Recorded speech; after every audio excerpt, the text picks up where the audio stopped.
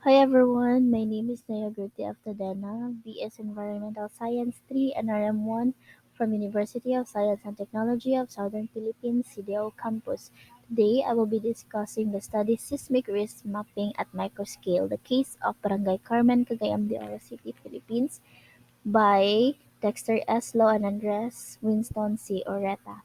Introduction: The Philippines happens to be geographically located in one of the most geologically dynamic territories in Asia. It lies within the Pacific Ring of Fire where 80% of the world's earthquakes occur. The city of Cagayan de Oro, where Barangay Carmen is situated, is considered the gateway to Mindanao, one of the three largest islands in the Philippine archipelago. CDOC is currently experiencing rapid commercial, residential, and industrial expansions. Carmen is the most populated barangay in CDOC, with a total land area of more than 560 hectares in 13 political zones. It is home to more than 10 educational institutions, more than 10 regional government agencies, various landmark institutions, and major commercial establishments. Objective of the study is to determine the seismic risk of 13 zones in Barangay Carmen, CDOC. For the methods and materials of the study, so the study involved four phases. The first phase was the presentation of the project concept to the Barangay Carmen Council. The second phase was the collection of data. The third phase was the processing of the gathered data. And the fourth phase was the analysis of this data. For the scoring system, in this study, the equation of risk is modified to take into account its application against earthquake at microscale, and normalized to a range of 0 as minimum value and 1 as maximum value. SRI is equals to HS times PS times VS. So the SRI, or the Seismic Risk Index, is the final quantification of the political zone's relative earthquake disaster risk level, integrating the effect of hazard, exposed population, and various vulnerability parameters. HS, or the Earthquake Hazard Score, quantifies the severity of the earthquake hazard experienced in each zone. So it is taken as the ratio of the ground acceleration of the zone to that of the ground acceleration considered by the National Structure Code of the Philippines.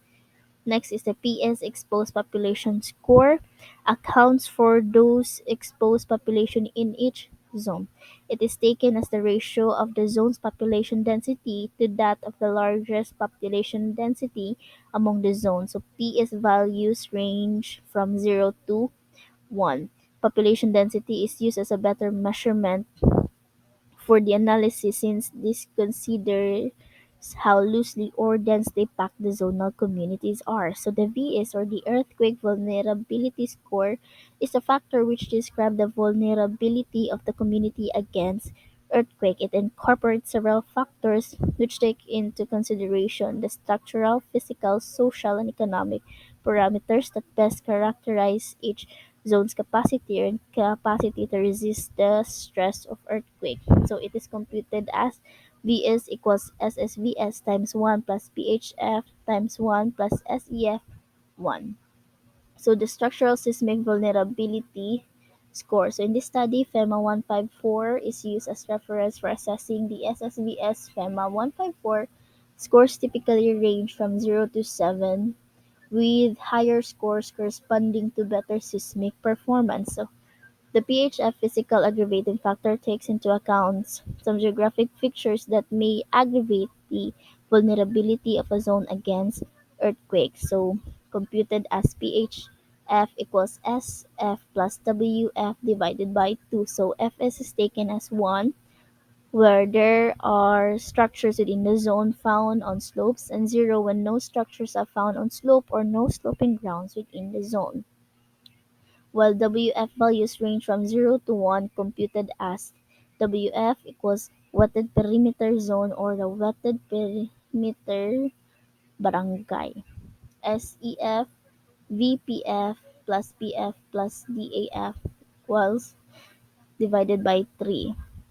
So the DAF factor reflects the community's disaster preparedness and response programs. So for the resultant discussions, the entire area of Barangay Carmen has a HS of 1, shown in figure 4.1. Each The basis for each zone's ground acceleration is the information from the Mines and Geoscience Bureau Region 10 CDO ground acceleration map. It is clear from MGB's map that earthquake occurrence and severity throughout Barangay Carmen is fairly uniform. So population density is expressed in terms of the number of people per square meter of the area. So the PS is then normalized by dividing each resulting zonal population density by the largest population density among the zone. So the results are shown graphically in figure F42. So the political zone with the highest population density is Zone 2 at the northeast boundary of the barangay adjacent to the river. The second is Zone 5, which is similar with Zone 2, is bounded by the Cagayan de Oro River on their east portion. The least dense populated area is Zone 13, located at the far southwestern portion. So Zone 13 is currently undergoing robust but well-planned development activities and vast open area are also available. As to structural seismic vulnerability, it is observed that Zone 8 ranked highest, shown in figure 4.3. So Zone 8 identified as non-engineered. It is way much lower than FEMA's cutoff score of 2, below which is structure is considered potentially structurally seismically hazardous. Zone 2 closely follow as the most structurally vulnerable zone against earthquakes. This is due to the zone's relative high score from residential structure, many of which are non-engineered houses. Third in the rank is Zone 6 with similar observation. So one of the zone which has relative low SSVS is Zone 13, even through development activities is accelerating.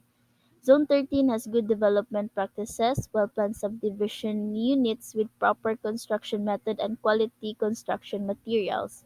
It is seen that even if some of these houses do have plans or vertical irregularities, their scores remain sufficient due to the post-benchmark score modifier.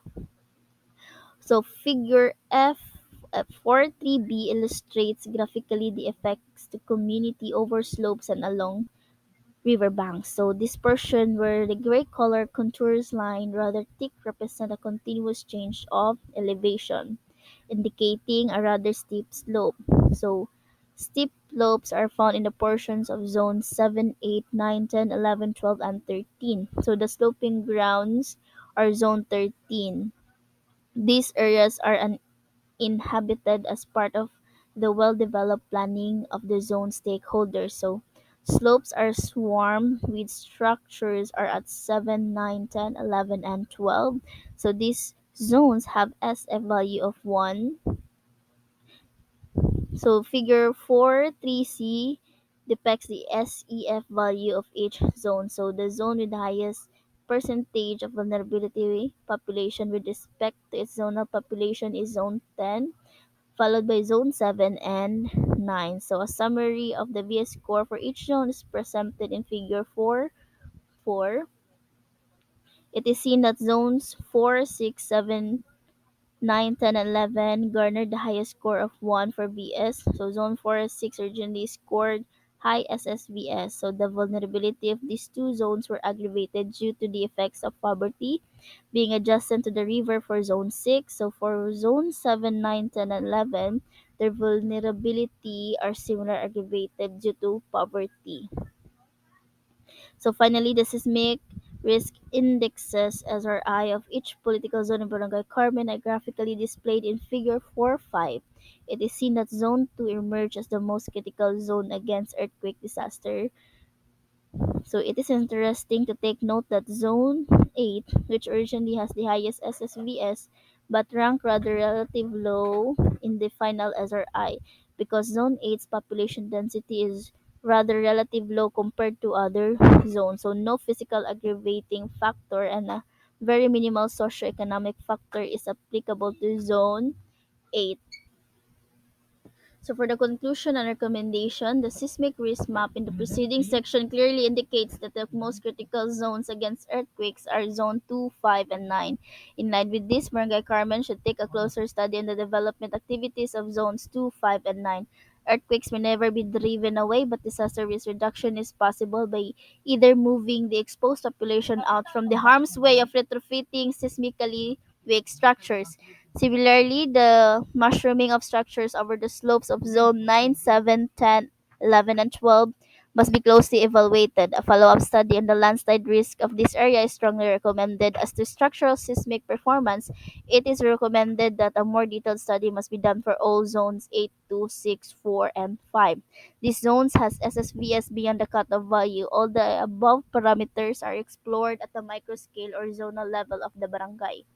Finally, the alarming information that majority of the household in Barangay Carmen live below the poverty threshold value must be immediately addressed. The barangay and the city or non-government organization should jointly formulate and implement simple but concrete sustainable livelihood programs for those who are badly in need.